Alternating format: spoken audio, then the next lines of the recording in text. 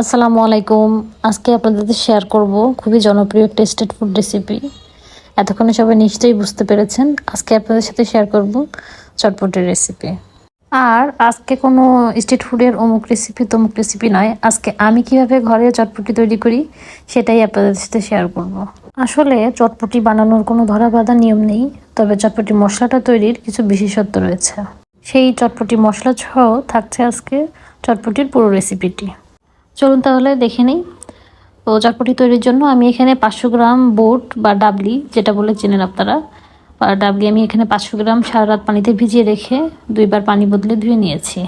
এবার চলে একটা পাত্র বসিয়ে ডাবলিগুলোকে দিয়ে দিলাম সেদ্ধ হওয়ার জন্য। আর যাতে সেদ্ধর পরে রঙটা ফ্যাকাশে না হয়ে যায় তার জন্য দিয়েছি 1/2 চামচ হলুদ গুঁড়া, দিয়েছি 1 টেবিল চামচ লবণ, দ্রুত সেদ্ধ হওয়ার জন্য দিয়েছি আমি 1/2 চা চামচের মতন বেকিং সোডা, ঝালের জন্য 5-6টা কাঁচামরিচ ফালি করে দিয়েছি।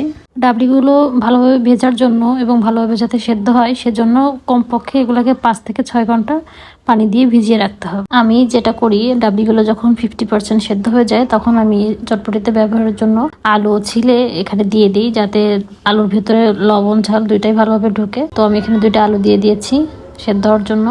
এখন আমি অপেক্ষা করব পুরোপুরি সেদ্ধ হওয়ার জন্য। এরই ফাঁকে আমি চটপটির স্পেশাল মশলাটা তৈরি করে নেব। প্রথমেই নিচ্ছি 2 টেবিল চামচ জিরা, সাথে নিচ্ছি 1 টেবিল চামচ মিষ্টি জিরা বা মৌরি, যেটা বলে চিনবেন। 2 টেবিল চামচ পরিমাণ নিয়েছি গোটা ধনিয়া, আর লাগছে 1 চা চামচ হলুদ সরিষা, আরও লাগছে 1 চা চামচ কালো জিরা, আরও লাগছে 1 টেবিল চামচ মেথি, 1 চা চামচ লবঙ্গ, আর রাঁধুনি লাগছে 1 চা চামচ। এটা কিন্তু কোনো ব্র্যান্ডেড মশলা না, কোনো গুঁড়া মশলা নয়, এটা রাঁধুনি নামেই পরিচিত। আর নিয়েছি 10-12টার মতন শুকনা মরিচ। এই হলো মশলা বানানোর সকল উপকরণ। প্রথমেই চুলে একটা প্যান বসিয়ে শুধু শুকনা মরিচগুলোকেই আমি এভাবে তেল ছাড়াই টেলে নিব। এভাবে উল্টে পাল্টে মরিচটা ভাজা হলে মচমচা হলে এটাকে নামিয়ে রেখে বাকি যে মশলাগুলো সবগুলো আমি একসাথেই ভেজে নিব। মশলাগুলো ভাজার ক্ষেত্রে খেয়াল রাখতে হবে চুলার ফ্লেমটা কিন্তু একদমই লোতে রাখতে হবে। তো আমি 1 মিনিটের কম ভেজে নিয়েছি। ভেজেই আমি চুলার ফ্লেমটা অফ করে দিয়ে ওই গরম প্যানেই আমি এটাকে ড্রাই রোস্ট করে নিব। 2 মিনিট নাড়াচাড়া করার পরে আমি একটা আলাদা পাত্রে নামিয়ে নিব। অবশ্যই একটা আলাদা পাত্রে নামিয়ে নেবেন।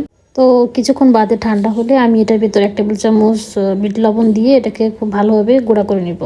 তৈরি হয়ে গেল সকল মশলার পারফেক্ট কম্বিনেশনে তৈরি পারফেক্ট চটপটির মশলা বা চাট মশলা। আপনারা চাইলে এটাকে একটা এয়ারটাইট শুকনো বক্সে রেখে প্রায় 2 মাসের মতন ব্যবহার করতে পারবেন। অন্যদিকে প্রায় 30 মিনিট মিডিয়াম লো হিটে ডাবলিগুলো আমার সেদ্ধ হয়ে গিয়েছে।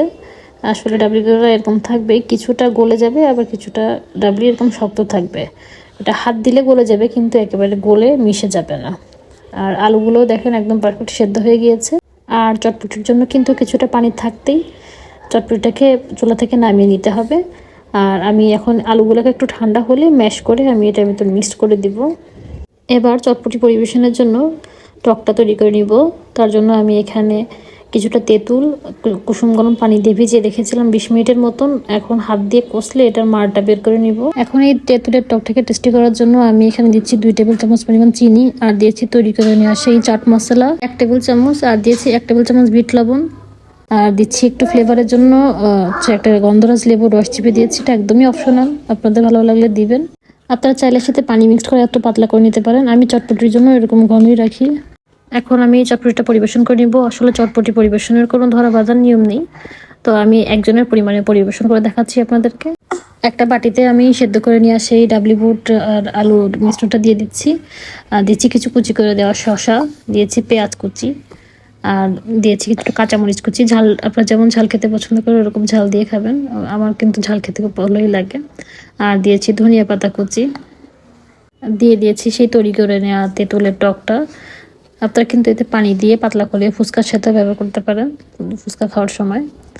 আর দিয়ে দিচ্ছি সেই স্পেশাল চাট মশলা, দিয়েছি কিছুটা সেদ্ধ করা ডিম, আর সবশেষে দিয়ে দিয়েছি আমি নিমকি। আপনারা চাইলে ফুচকা দিয়ে পরিবেশন করতে পারেন। আমার কাছে মনে হয় যে এটা নিমকি দিয়ে পরিবেশন করলে এটা খাওয়ার শেষ পর্যন্ত এটা ক্রিস্পি থাকে। তো আপনাদের ইচ্ছা মতন দিবেন। ব্যাস তৈরি হয়ে গেল আমার মজাদার চটপটি। এটা কেমন টেস্টি জানতে হলে অবশ্যই বাসায় ট্রাই করতে হবে।